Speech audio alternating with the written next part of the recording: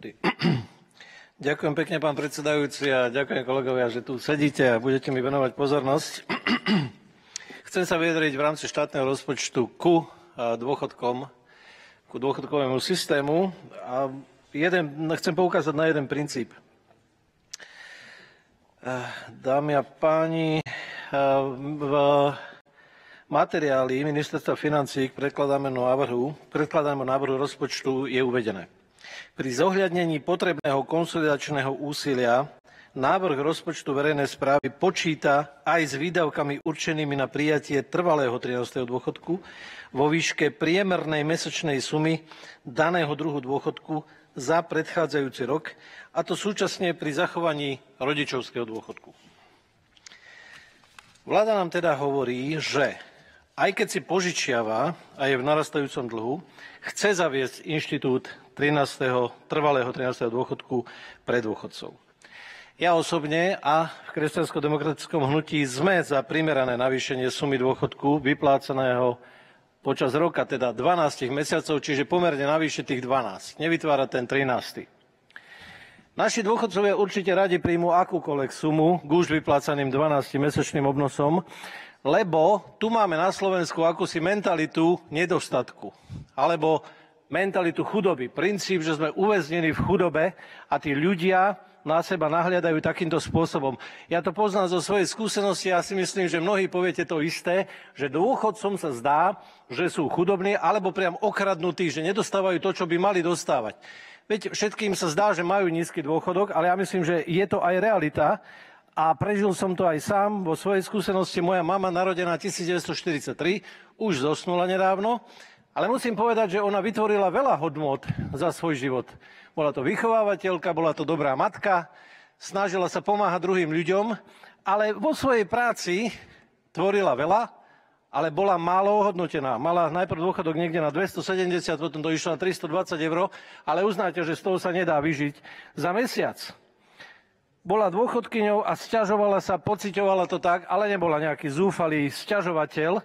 No ale je pravda, že väčšina dôchodcov na Slovensku sa sťažuje, že ich dôchodky sú nízke, nedostačujúce. Je to častá téma ich vzájomných rozhovorov, zákonite aj ponosov na vládu, na každú vládu. Úplne na všetky vlády sme sa sťažovali a predovšetkým dôchodcovia. A preto v predvolebnej kampani je to vďačná téma, ba priam jednou z kľúčových top tém pre politickú kampaň ktorékoľvek strany, že zvýšime dôchodky. Nakoniec pamätáte si, pred pár rokmi, myslím, že strana SNS mala tiež veľké plagáty o tom, že budeme mať európske dôchodky. No ale k európskym dôchodkom sme sa ešte nedostali, ale táto top téma rezonuje. Ja si všeobecne dovolím konštatovať, že naši dôchodcovia, narodení tesne po druhej svetovej vojne, sú často nespokojní s tou úrovňou. A teraz, prečo je to tak?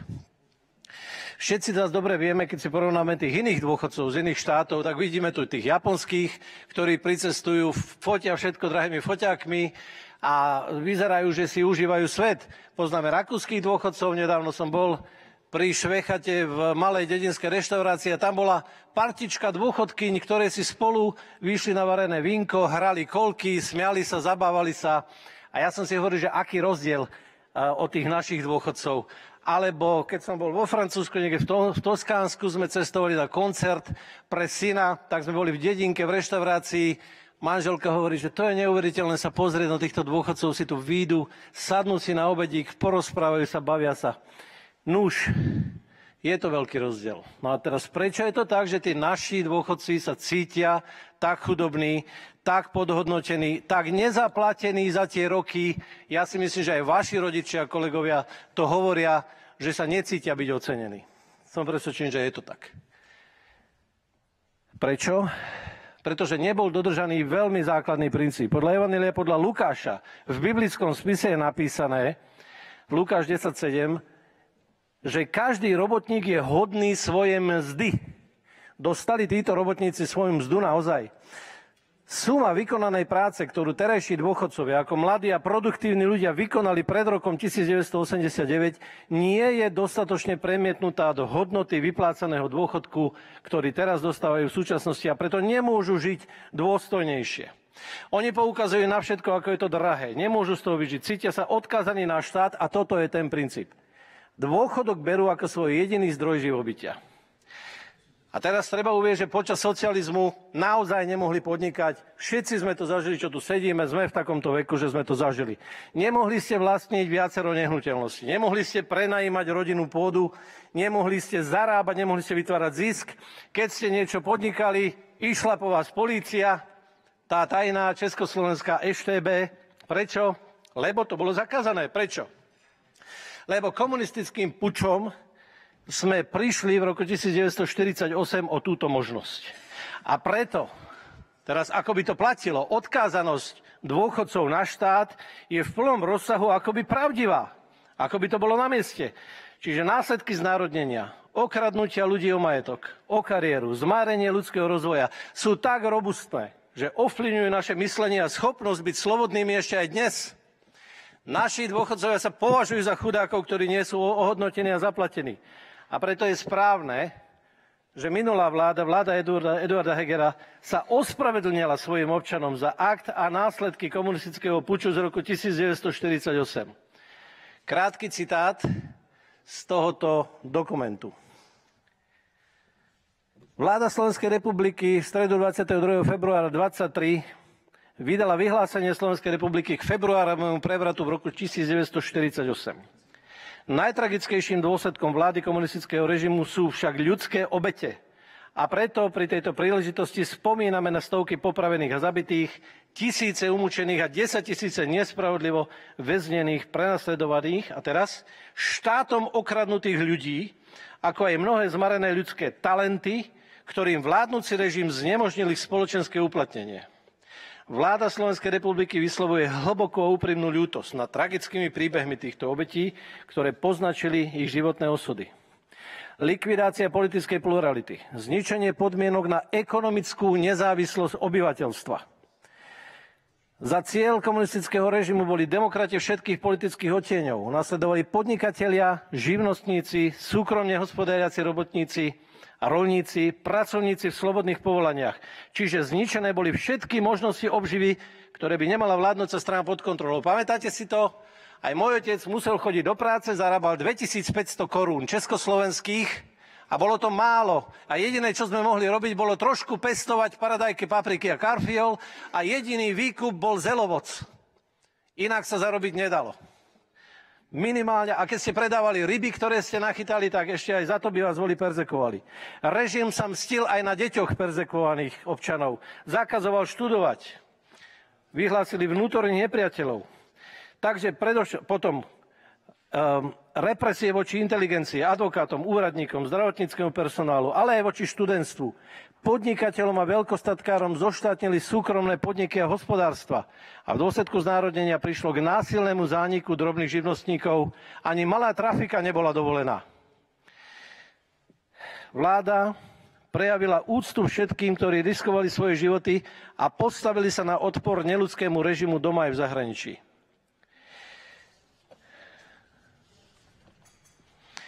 Znovu zacitujem biblický spis, Príslovia 29.2. Potvrdzuje ten istý princíp, ktorý sa tu spomínal. Keď pribúda spravodlivých, národ sa raduje.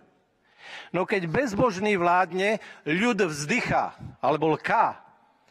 No a dôchodcovia, naši rodičia na Slovensku nemajú príležitosť sa radovať, ale skôr vzdychajú, plačú nad tým, že sú chudobní. A toto je situácia, do ktorej boli vovedení rozhodnutiami komunistického režimu, ale princíp, že štát ma má zabezpečiť, sme si ponechali. A je to princíp chudoby, priatelia. Je to rozmýšľanie, ktoré nás neprivedie k rozvoju v tejto krajine.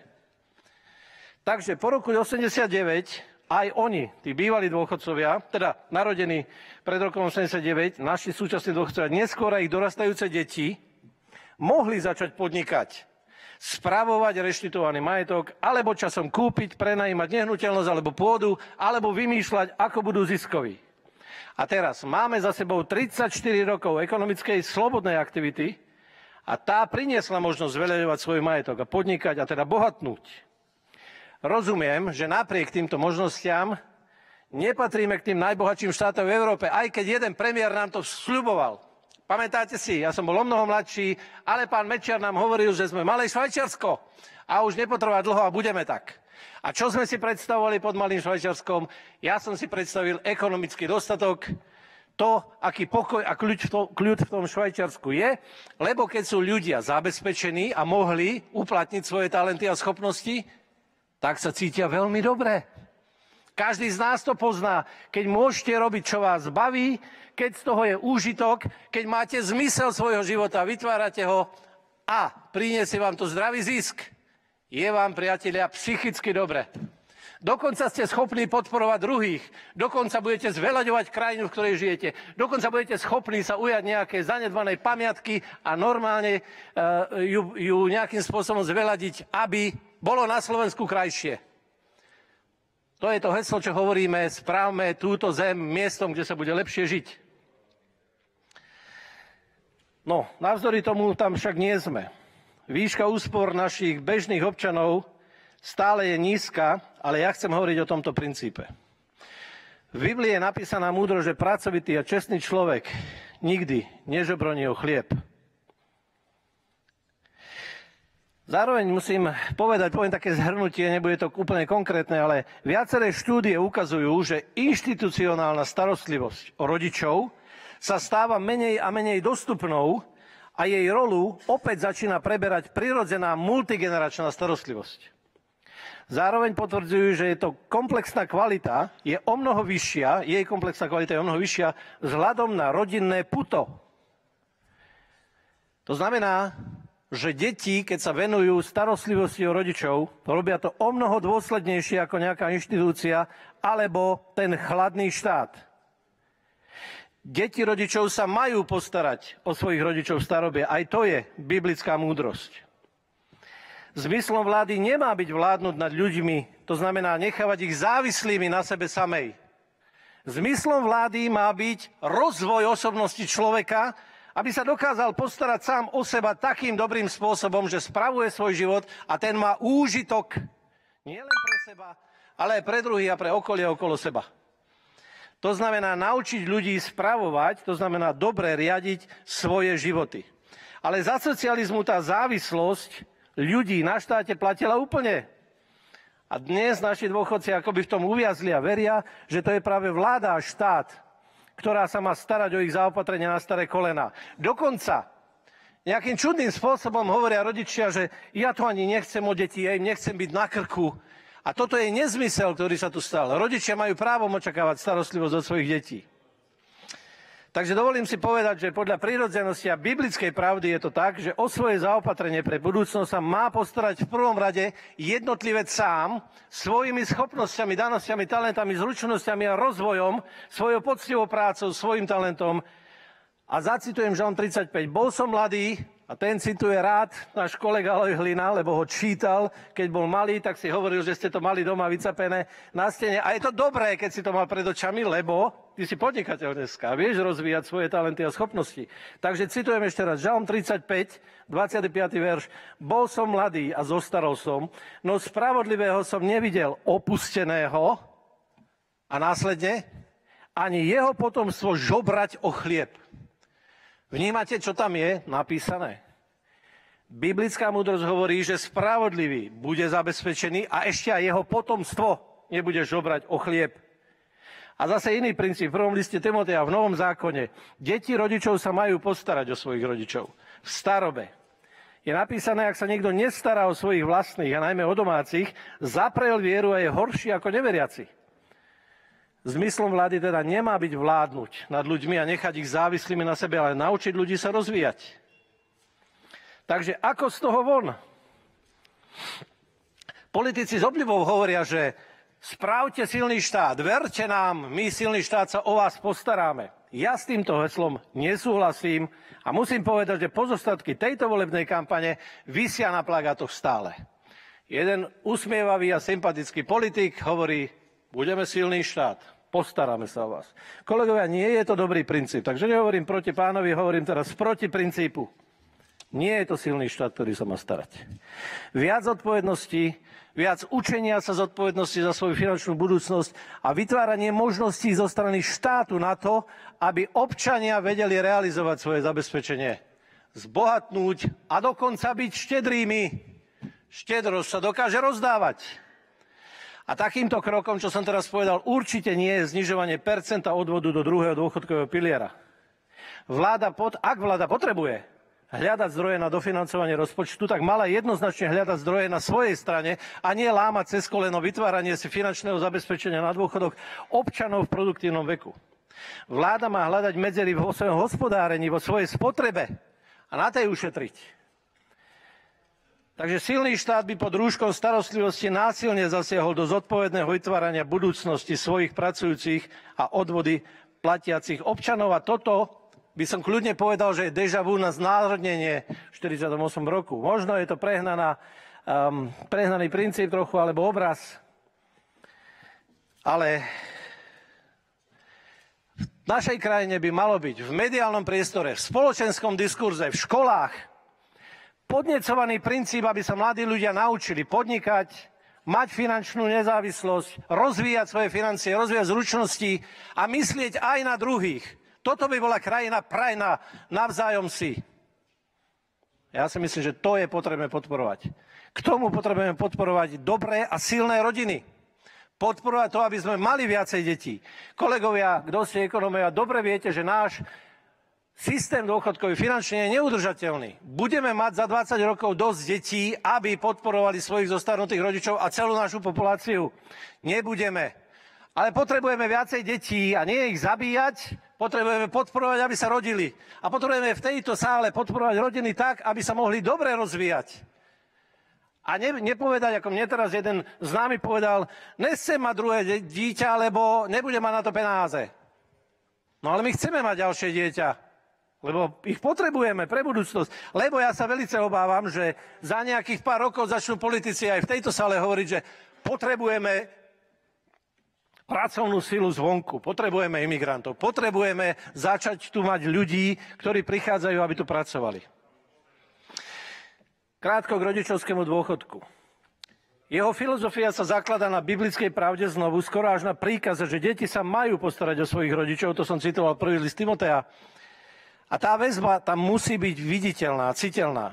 Tak ako my rodičia platíme svojim deťom krúžky, školy, nejaký rozvoj a oni cítia, že sa o nich staráme, že rozvíjame, aby ich talenty rástli, tak my rodičia, keď vyrastú naše deti, tak majú prejaviť svoju osobnú angažovanosť v prejavení starostlivosti o rodičov. Takže ten rodičovský dôchodok a to odvádzanie z každého mesiaca pre rodičov nejaký dar počas roka, že dostali z výplaty svojich detí, to je veľmi zmysluplné a je dobré to zachovať. My v KDH sme za zachovanie rodičovského dôchodku.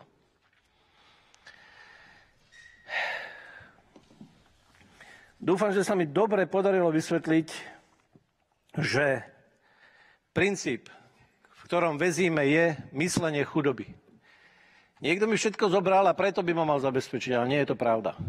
V našej krajine musíme rozvíjať ľudí a učiť to deti od narodenia, od malička, od školského základného systému, že majú rozvíjať svoje schopnosti, aby boli ľuďmi kreativity, rozvoja, produktivity, aby prinášali dobré veci a dokonca aby vedeli byť štedrí a nie lakomí, sebastrední a myslieť len na to, ako mne sa bude mať dobre.